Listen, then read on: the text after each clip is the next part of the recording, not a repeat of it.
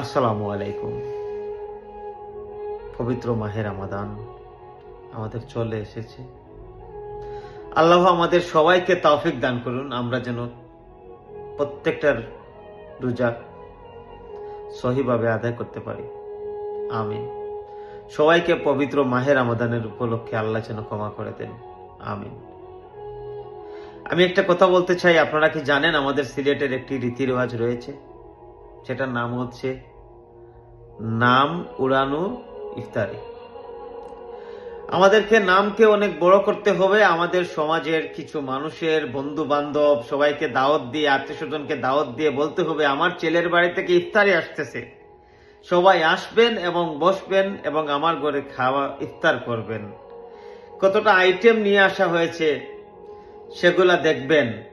অনেকে তো আবার লিস্ট করে পাঠিয়ে দেন হোয়াটসঅ্যাপের মাধ্যমে, যেগুলো পাঠিয়ে দেন এগুলা যেন আনা হয়। অনেকে অর্ডার করে দেন, পিজা থেকে আনতে হবে, রাজমহল থেকে আনতে হবে, বিভিন্ন ব্র্যান্ডের দোকান থেকে মিষ্টি আনতে হবে, না হয় আমার সমাজে আমার মুখটি ছোট হয়ে যাবে। কিন্তু আপনি কি জানেন পিছনের কাহিনী?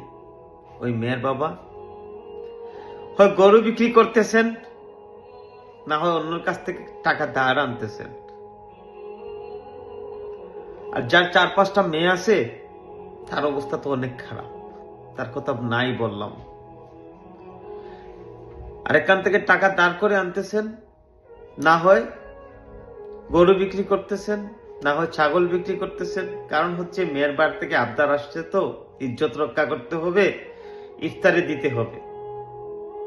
আসুন আমরা সবাই এই জিনিস থেকে বের হয়ে আসি। আমরা এই জুলুম থেকে আমরা বের হয়ে আসি।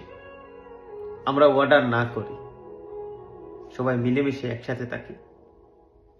আমরা সবাই সবাইকে সাপোর্ট করি। দেখবেন আমাদের মধ্যে কষ্ট দুঃখ বলে কিছুই থাকবে না।